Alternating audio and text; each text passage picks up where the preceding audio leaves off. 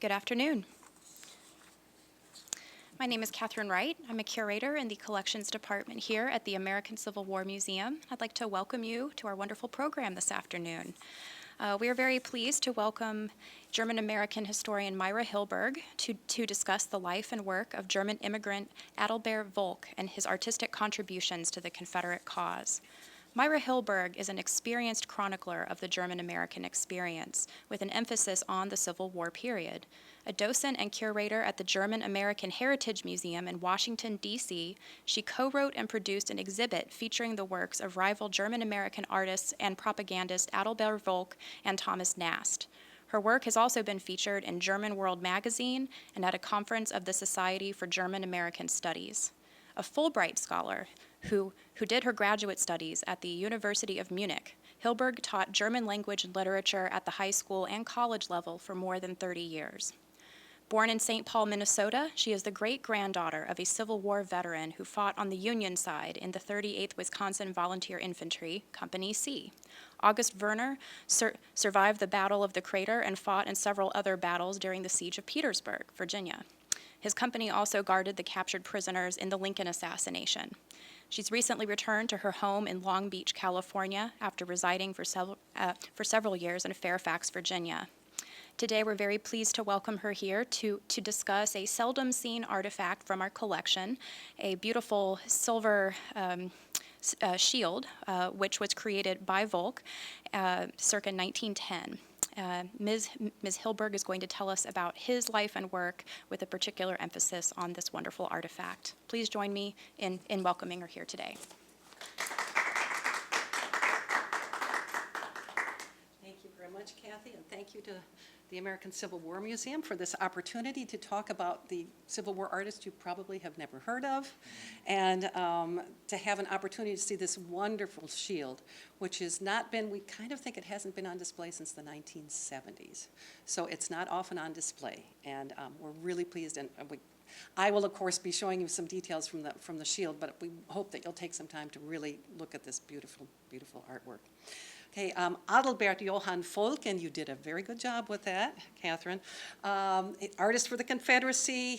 We'll talk. What I'd like to do is get you into what he did during the Civil War and his Civil War artwork. And the shield that you see here, he did in 1909, shortly before his death. And so the interesting part of that is what motivated him. He really, really wanted to get this done. He knew his health was failing. He wanted to get this shield done, and he wanted to dedicate it to the brave women of the South. He went back to the sacrifices of the women at the end. And as you'll see, there's other things that he did about the women, but this in particular, for his last work that he did this, I think it's a very interesting and something that we really do need to take note of, and the fact that we get a chance to see it, and there's some other things there that they have out that's wonderful that we'll take a look at. So, okay, just a little bit about his life. Adalbert Johann Volck, born in Augsburg, Bavaria, Germany. When he was a young boy, like 3-4 years old, they moved to Nuremberg.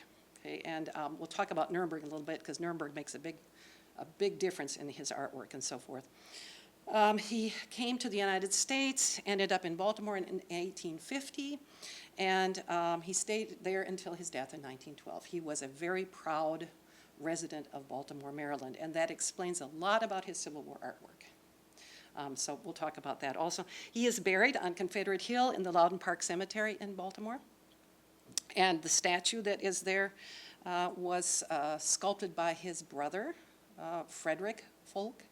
And the museum does have some of Frederick's work as well.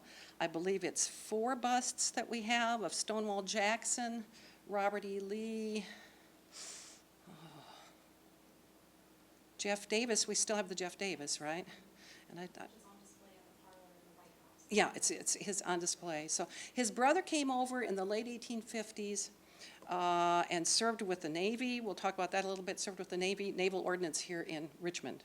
He came south, went to the Confederacy, served with that. And so as a sculptor then, he left sort of mid-Civil War because there was nothing, he wanted to get some things cast, and there was no metal to cast things. So he went back, he did go back to Europe. He sold some things in London, some miniature things of some of his sculptures to raise money for the Confederate veterans, or the Confederate soldiers, rather.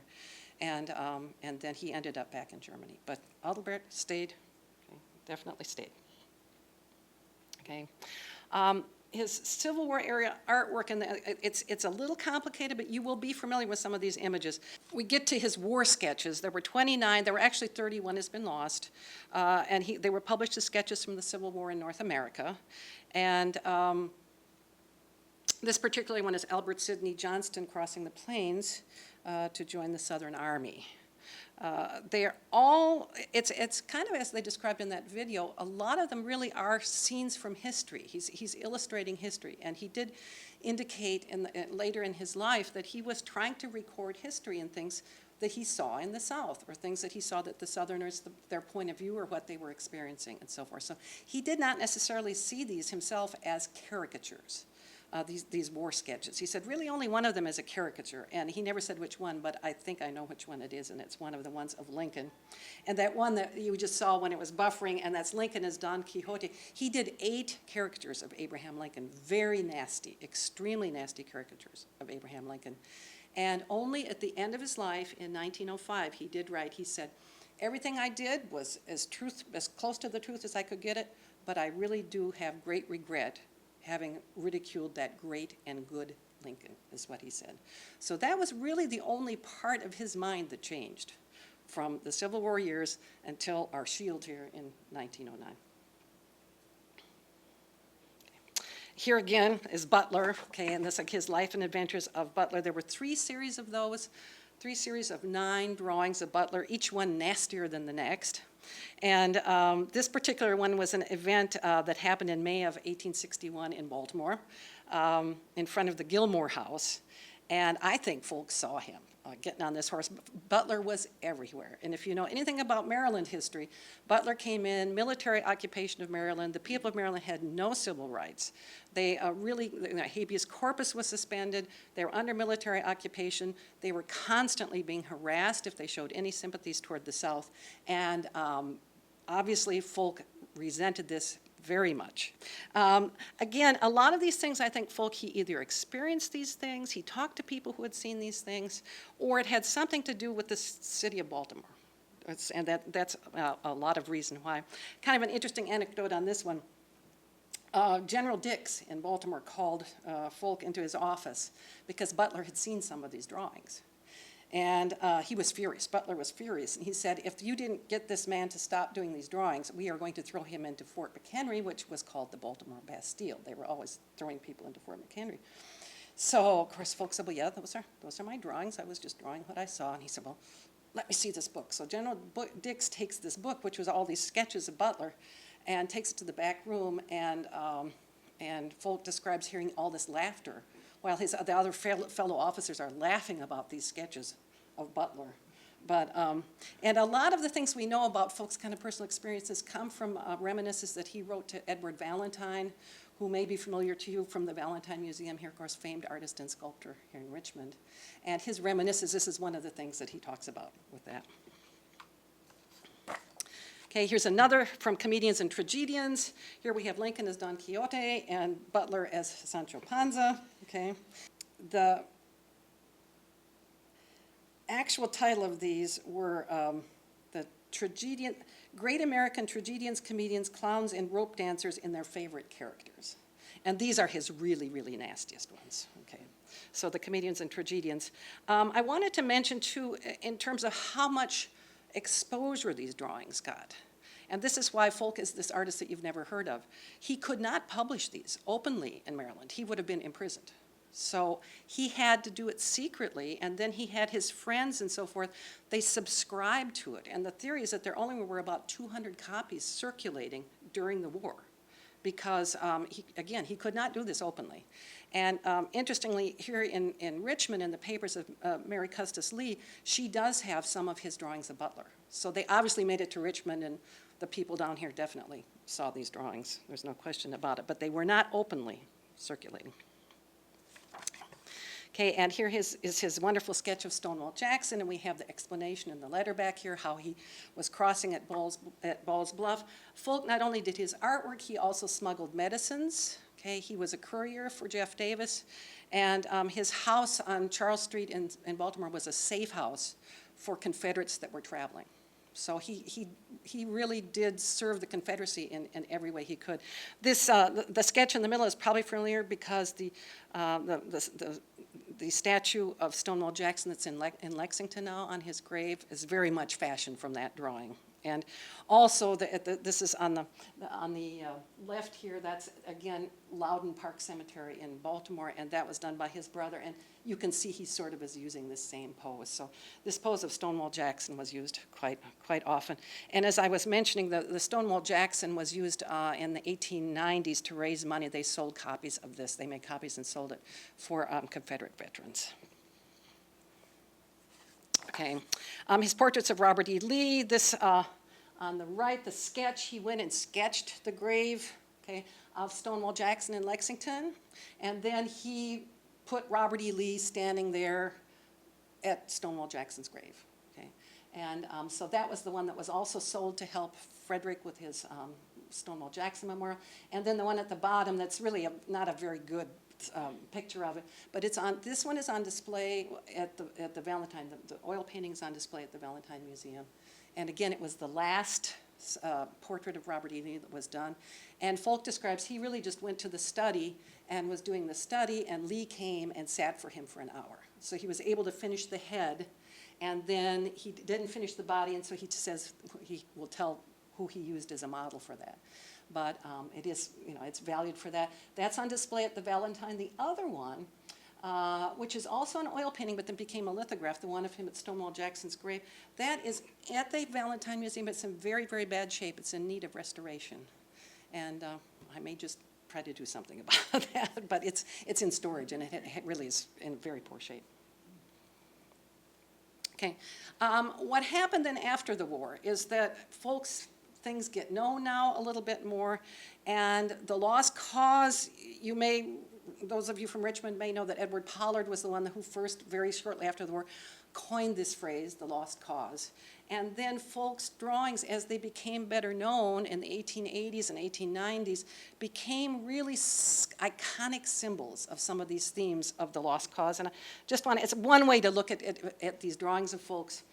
The Immoral Northern Soldier, this is one of his war sketches, and this one is called Tracks of the Armies. You can see the Civil War soldier is coming to his home. He's come home. His home is completely destroyed. His wife is dead and ravaged. His children are dead. And Volck's point is that the Southerners were the moral, they fought properly, and the Northerners were the immoral and did not fight like gentlemen. And again, this is Volck's point of view. Okay. Yankee abuse of Southern womanhood.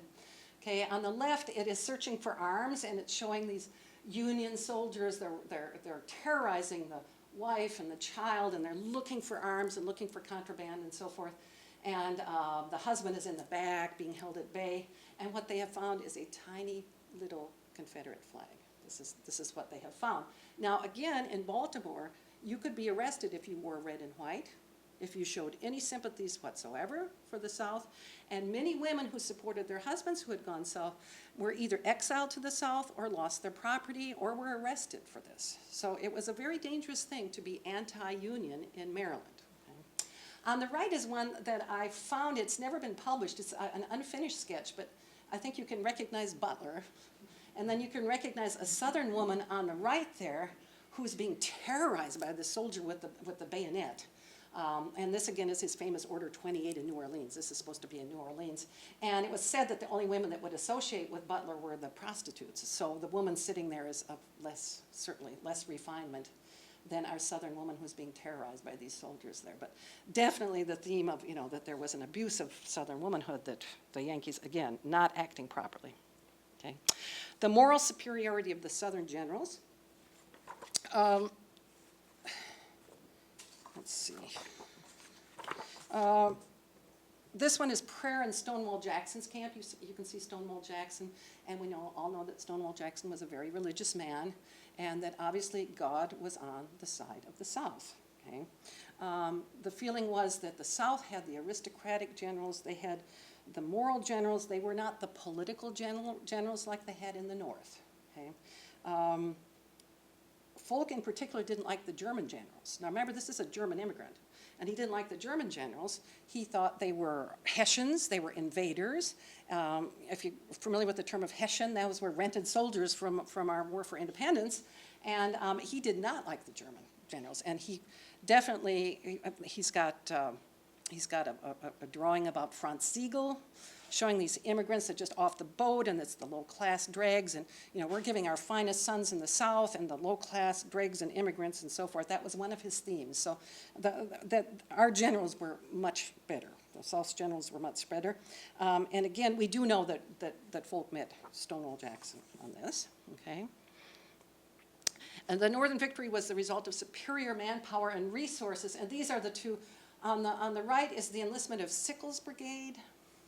And this is the 5 Points area of New York City, which was notoriously gang-ridden and full of criminals. And Volck is saying this is where they're getting their recruits from. And there's, again, some of these are in not such wonderful shape, which is why I'm so glad that we have the ones on display there, because the actual detail on these etchings is really very fine. But there's a man standing, or he's supposed to be a preacher, and he's standing there like that on the left. That is Sickles, and you may know Sickles from The Lost Leg. And if you saw the movie Lincoln, they had that leg on display in Congress. That he did donate his leg to a hospital in Washington, and evidently it may have been on display in the Capitol. But Sickles, I think the reason that Volck hated Sickles so much, first of all, he's enlisting this brigade of criminals and low-class people, and second of all, he shot in a duel Philip Barton Key, who was the nephew of Francis Scott Key, and so this is another insult to the city of Baltimore. So I think this is one reason why he really, really disliked Sickles. On the left, this is a lost one that I found back in the Maryland Historical Society. This is welcoming slaves. This is Carl Schurz welcoming slaves into his encampment. And so Carl Schurz is the standing general. Now, Carl Schurz is another German immigrant, and Volck obviously didn't like him either. And if you really study this one, the slaves seem to be doing all the work, which is kind of interesting. Carl Schurz, good friend, of course, of President Lincoln, and later Secretary of the Interior under President Hayes, and about another German immigrant of the exact same, exact same generation as Volck. But Volck did not identify with these immigrants. Okay. I don't know if you've ever seen this one. This one is called Worship of the North. Okay. This one is so complicated, and I would be happy if anyone wants me to go over all of these characters. This one is just amazing. And one of the things that Volck did, we know he was very well read, he was very highly educated, and he reacted to other drawings. So he's reacting to some other northern drawings that had been published. But in essence, these are all of the major players, abolitionists. You have Horace Greeley, you have Harriet Beecher Stowe, you have all these various, and they are worshiping, and one of the idols they're worshiping, of course, is Abraham Lincoln. And I have gone through and identified all these people. It's pretty amazing the amount of knowledge he had to be doing all of these people. And you see General Scott, and of course you see another statue of a saint. This is Saint, he calls him Saint Osawatomie. That's of course John Brown. Okay, so this is obviously very, very, what should I say, acerbic about all of this. But he had his reasons, and again, he has all these people. Yeah.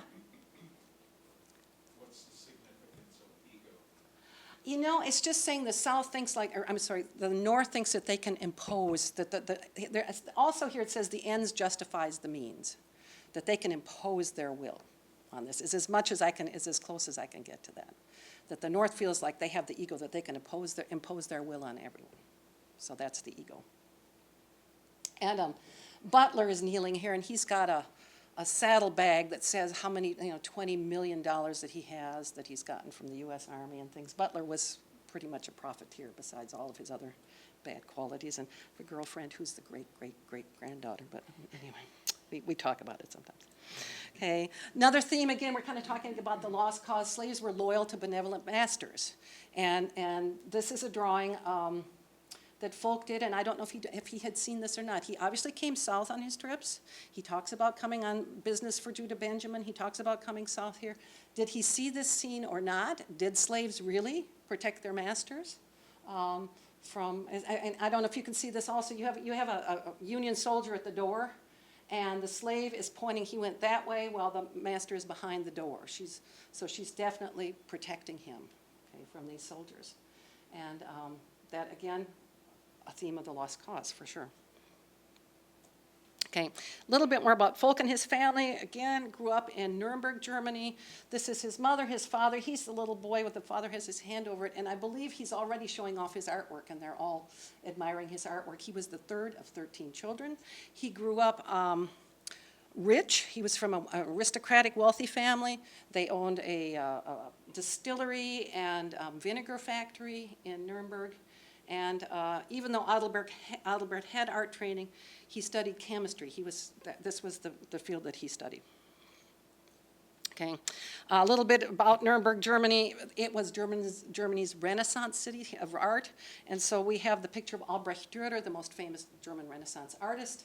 And in Nuremberg is, at Volck's time, the Albrecht Dürer Verein, which would have been an art club.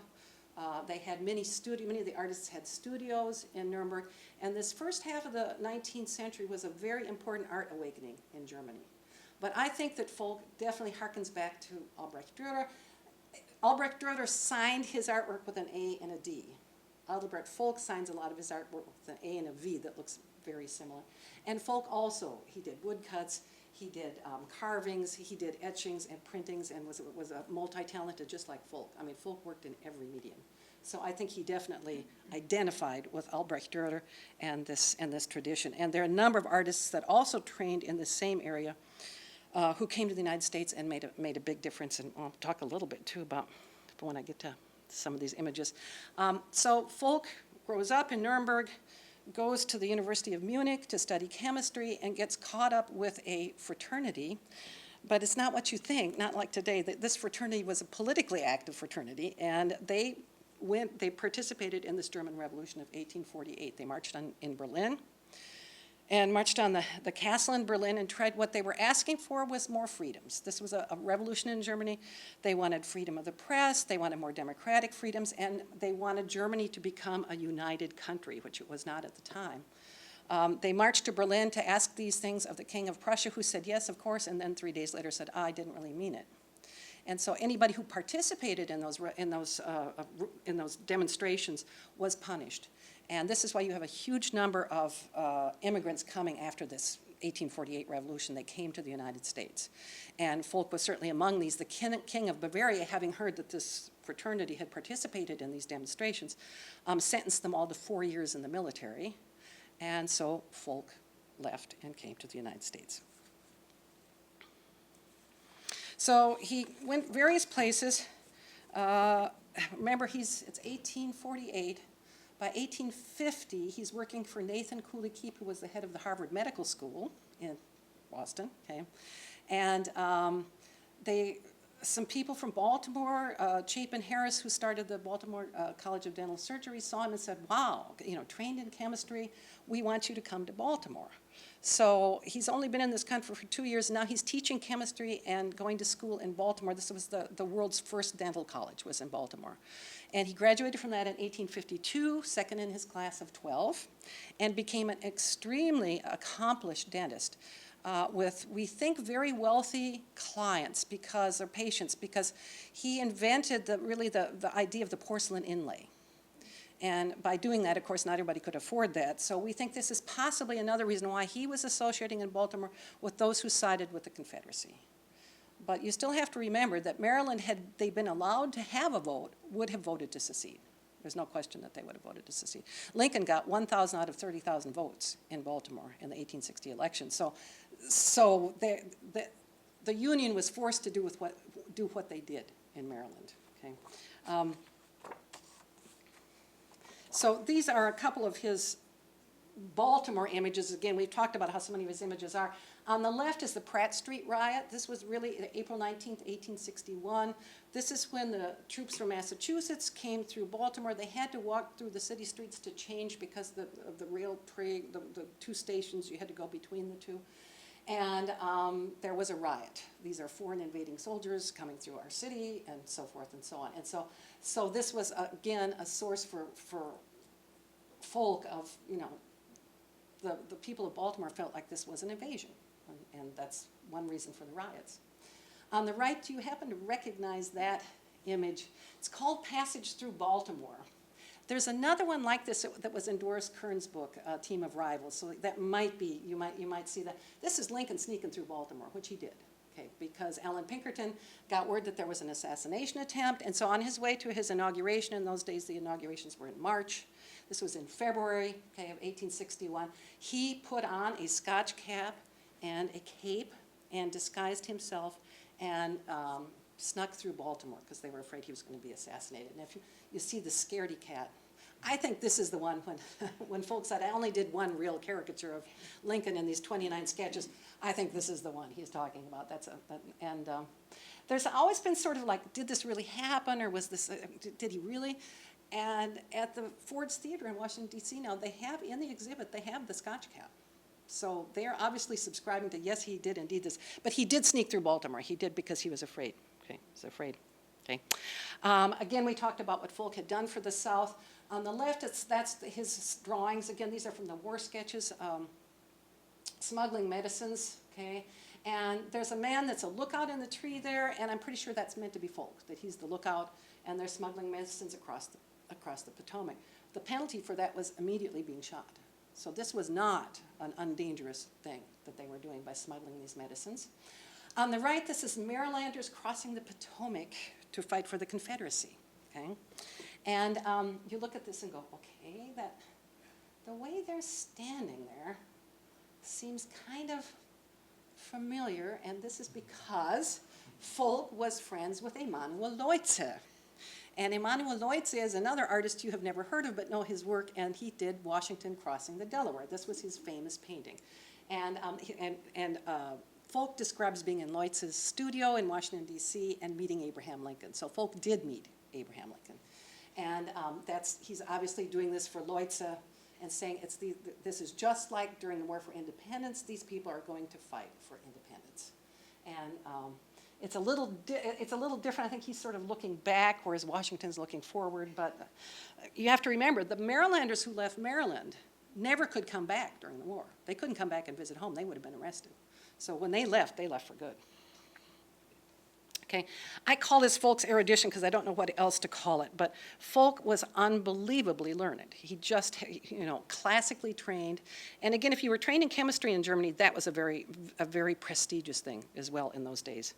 And so this is his self-portrait, and you can't really see it, but he has a Latin phrase that they attribute, Pliny the Elder attributes it to Apelles, and it's in Latin. I can't say the Latin, but in English it means no day without a line, meaning drawing a line. So he was very much into his artwork, but he was a dentist. That was his day job. Okay? And he was very involved in all of the cultural and literary and drama clubs and things in Baltimore. He was involved in all of those things. Okay. So when Volck is doing his work, again, we looked at that Emancipation Proclamation. He's not just doing it in a vacuum. He's doing it because he saw things in the North, and he said, that's not right. That's not the way it is. So he said, I'm going to draw it the way it is. So on the left, we have, I believe it's Blythe Gilmore's drawing of the writing of the Emancipation Proclamation. And then we have Volck, who has a completely different take on it. And they talked about it on the video. He's got his foot on the Constitution. Okay? And the devil is holding the inkwell to hand to him. And I don't know if you can see on the pillar back there, that's that Scotch cap that he was wearing when he snuck in. People had a hard time identifying that, and I looked at it and went, oh yeah, and I saw somebody else who had identified that also. But I always sort of wondered about this curtain. Well, I think he was responding again to this curtain, and that curtain's being held by a vulture, whereas you've got the flag curtain in the other one. And he also has, again, a picture of St. Osawatomie, John Brown, and then he has a painting of the slave uprising in Haiti and just how bad things would be, okay, if the slaves were freed. So this is all, that's all folks. And this is probably, if you've seen any of these, this is the one you may have seen, okay? Also the one that we were looking at with the Knight of Rueful Countenance, that's from Don Quixote. And he was reacting to a lithograph of Lincoln that was done from a Matthew Brady photograph. So he definitely was reading and knew what he was doing with all of this. The symbols, again, for for, for his drawing. You have Winfield Scott, a portrait of old Fuss and Feathers there. And then you've got Lincoln with his foot again on law and Constitution. You've got the John Brown Pike in the background, the symbol of John Brown. You've got the split rail, the symbol of Lincoln. And what Lincoln is looking at is a list of all of the defeats that the Union Army has suffered. And that's his. And when Volck describes meeting Lincoln, he says he was sitting with his feet on the rungs of the chair. Now, that, that's kind of an uncouth thing to do, to have your feet up.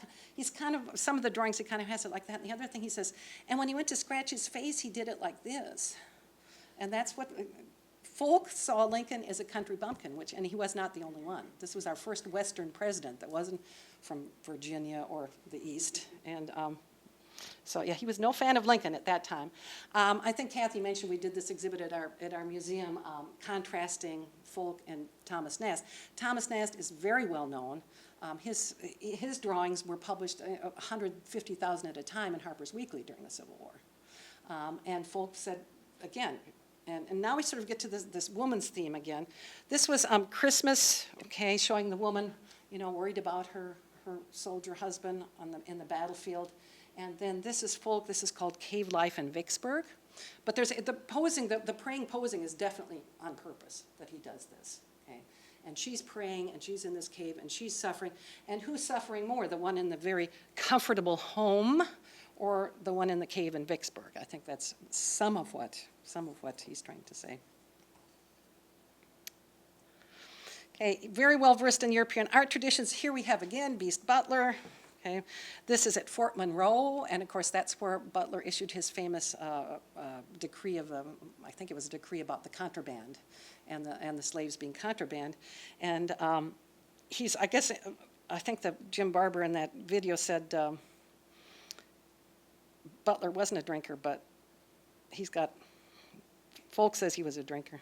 And in case you wonder where Volck got that from, this is the capitulation of Napoleon. So again, just to make the point that Volck was very, very well educated. He had after the war, he got involved in all sorts of different, diverse artistic activities. He did some beautiful still life oil colors, oil paintings. He did other shields. This is the massacre at Henrico, which, if you know about Virginia history, colonial times, he did a shield of that. He was commissioned by that from some ladies in Baltimore to do that. And then we have our shield, okay, our wonderful To the Brave Women of the South. And this is, again, I believe how it was meant to be presented. And here it is, really silver, because age has not been kind to the shield. Okay, one of his friends, William Pegram, said he was the man of the greatest versatility I ever knew. It's amazing. I brought some photographs. There's another shield he did of the death of King Arthur based on Tennyson's work.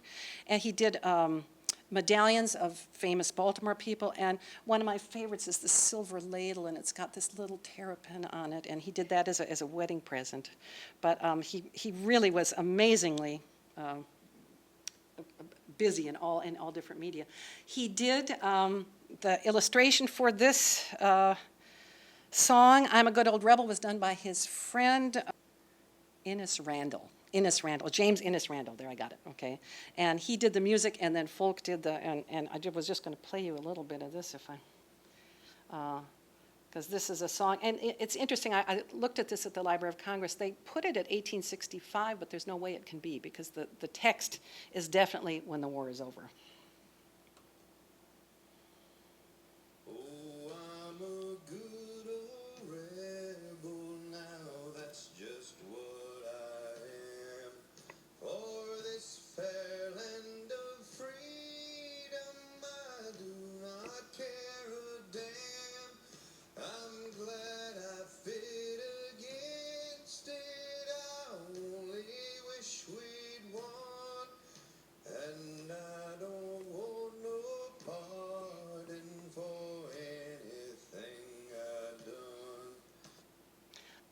And he did, and I brought a copy of this book, he did illustrations for a book about the life of Robert E. Lee that was published in 1872. And that book is here by Emily Mason. And so he did illustrations for that. So he was busy supporting the cause after the war, but also doing a lot of other, the majority of his artwork was not about, and it was again, not about the Civil War. Okay, but now his work starts to get a wider audience. On the left here you have, I believe, what is the original folio. As nearly as I can tell, that's the only one that I have found that has been intact, and that is at the Walters Gallery up in Baltimore. Then it started to be published. The one on the right was from 1917, and that was really, of course, after Volck's death. But that was the one that got the widest audience, and the largest number were published like that. So now people are seeing these images and realizing that Volck was really recording a lot of things. He also did work for the Southern veterans, particularly in Baltimore. You may know Hetty Carey. She was down here in Richmond during the Civil War. She had to leave because of her sympathy. She was a neighbor of his in Baltimore. And so he worked with her then after the war. This is a sketch in a letter on the right that Volck wrote to Hetty Carey, where he's doing a design for an 1885 Confederate Veterans Bazaar and telling her how he wants a stencil to look and so forth and so on. But he definitely was involved in that. And now we get to what we're here for, which is this wonderful shield. Okay? And it is dedicated to the brave women of the South, which you see is, and I'll just, the dedication is down there. Okay? Done in 1909, presented to the museum here in 1910. It has 10 various vignettes or scenes to it, and Volck wrote exactly what these scenes were. He had a card describing it, and when it was brought to the museum as well, there was a description of these that he had. So he wanted people to know exactly what he was describing. Okay? He worked 18 months on it. I should mention it's called repoussé. And the way you create these images is you do it from the reverse and pound. And that's how it gets raised on the other side. I can't even imagine how the brain works that you're able to do that, but that's how it's done. And he said he worked 18 months on this shield. As far as I know, there are 3 still in existence. This was the only silver one. There is a copper one at the Maryland Historical Society and another one at Marshall University in West Virginia that was recently given to them. Recently, I'm saying like in the last 5 years, they recently acquired that one. But those are the only 3 that are known to be in existence of the shield. Just so you know what he said, he had 2 descriptions of how he wanted this to be understood.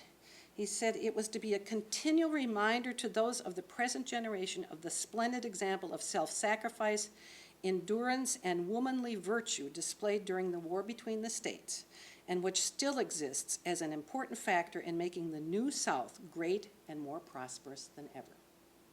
So he's definitely saying the women's role. I want people to know about the women's role. A year later, after, this is now 1911, this came to the museum in 1910. In 1911, he sent one of these to Edward Valentine and wanted him to exhibit it at his museum and see if there were potential buyers. He had someone lined up to make smaller versions of the shield so that people could buy it and have it in their homes. And he says something the same, except he said he wanted the shield to be a sort of home monument, something to record the bravery and patient endurance, the pluck of the finest women in the world. Okay, this is what he says. Okay, he wanted the shield to call up the memory of the women of the South and their noble influence during that so-called Civil War. And don't forget, it was your mothers and sisters that laid the foundation of this greater South, quite as much, if not more, than the men that fought. So that was the sentiment that he wanted this shield. Okay.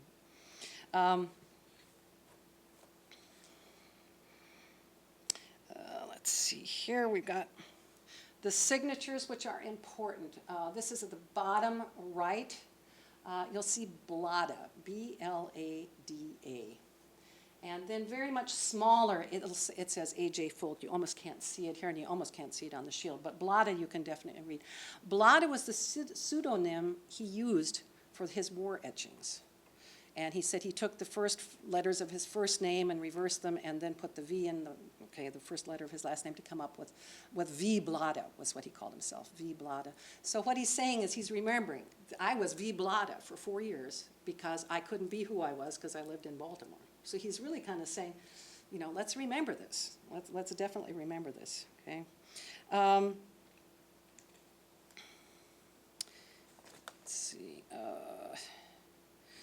some people don't realize, again, just what position Maryland was in.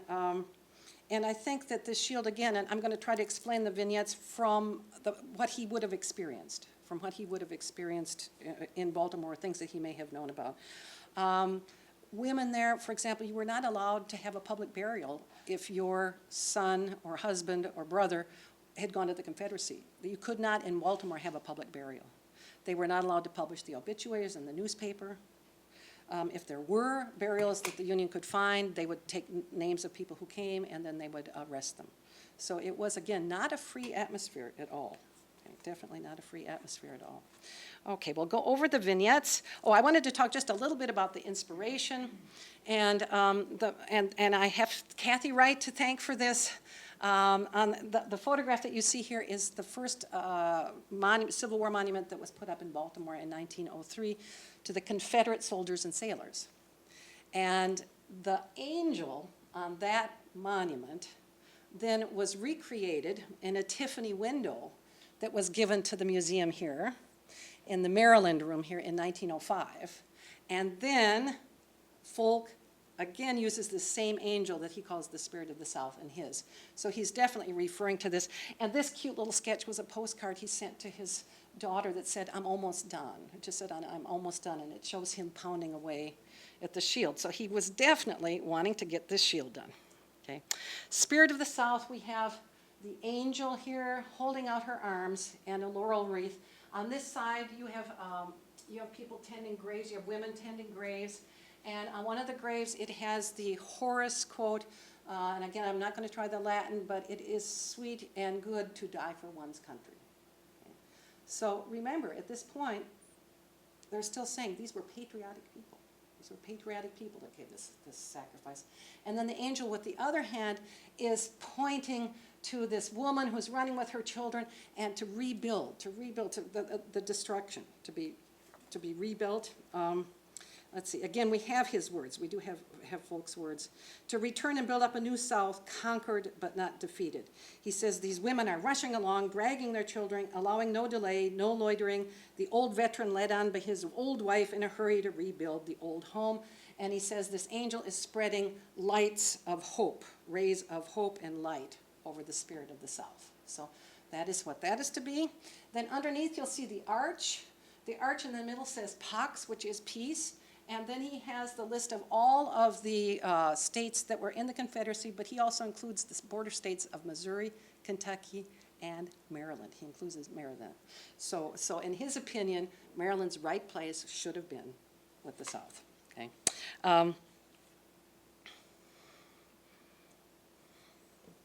The largest scene in the middle is, he calls this departure. And I think you can make this out quite well. The husband and wife embracing the children, the dog. The slaves are standing by and holding the horse. Okay, and this scene played out across the South, of course, of people leaving. But in Maryland, even more so. Remember, Volck's brother left to go south. Okay, he could not come back home again. Many prominent families in Baltimore, including the Charles Howard family, who had 5 sons who fought in the war, they went south. They went to the Confederacy. And they could never come home during the war. They'd be arrested. Okay?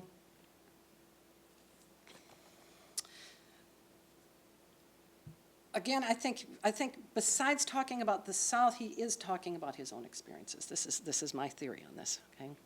Okay. Now we'll go to the various vignettes. The battle. Okay. He's showing here on the shield. These are women. It's nighttime, and they're listening. They're praying to the heavens. They're listening to this battle going on. Maryland, of course, so much of the South, and Virginia, I believe I read somewhere Virginia had 60% of the Civil War was fought here.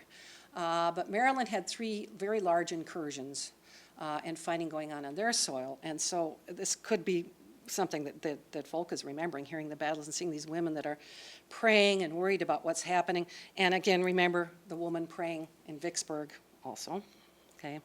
The next vignette is the night after the battle.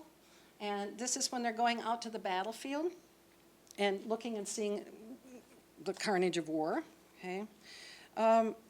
Again, Volck was very good friends with the Howard family in Baltimore. And Elizabeth Howard went to Antietam to look for her son after the battle. And she did find him in a hospital, fortunately. But she described what she saw, and she said, "What a dreadful thing war is. I had no idea of it. Desolation marked the track of the armies, fences all down, field trampled on, graves, dead horses, the ashes of those who were burned." And so Volck is honoring the bravery of these women that went and had to find these kinds of scenes and perhaps their loved ones in those kinds of scenes. Of course, this is Antietam. Okay. Confederate Outpost, and this is the one I was telling some people that it's very hard to see this actually, so I have a little photograph here where you maybe can see it better. But there is a woman riding into this Confederate outpost. She's holding a dispatch, her hair is flying, she's holding the rein of the horse, she's bareback, and he's honoring the role that women had as spies and couriers during the Civil War. And I say he would have known a number of these women. He definitely would have seen on the right is the depiction of Antonia Ford that was in Harper's Weekly. She was the one who they called her Jeb Stuart's aide-de-camp because she was always passing on information of First Manassas and particularly Second Manassas of troop movements and so forth. He also describes to Edward Valentine Dora Hoffman, who was also a Baltimore resident. He said she passed on so many messages they couldn't even carry them all. So Volck definitely knew people like this, and he's honoring the sacrifices and, of course, the risks that they took as well. This is women in the field. Okay, we have a field hospital. You can see the tent, the field hospital, and the women are cooking and bringing flowers. And so it's showing this role of the women in the war and honoring that. On the left is one of his war sketches that's called Making Clothes for the Boys. And then on the right there. I'm thinking that probably, again, his Baltimore neighbor, Hetty Carey, she was here. They were sewing the Confederate battle flags. They were sewing clothes for the soldiers.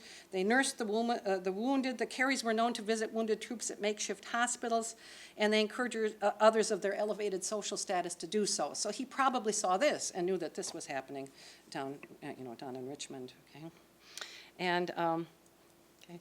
In the middle, we have here a little vignette of the soldiers coming home after Lee's surrender. And he really captures, I think, just the despair, the utter physical exhaustion and despair returning.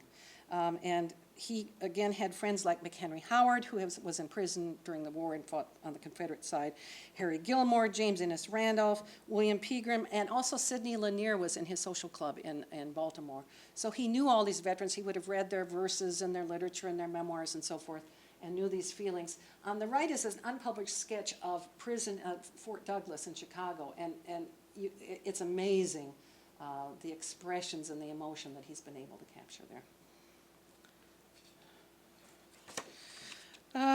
Oops, did I? There we go. Mars is coming down the road. That's the last vignette at the bottom, okay? And he says, this is Volck's words, the home, the mother teaching the children when in bursts a little black child crying, "Mars is coming down the road." The war is over and life can now go on, okay? So that's at the bottom.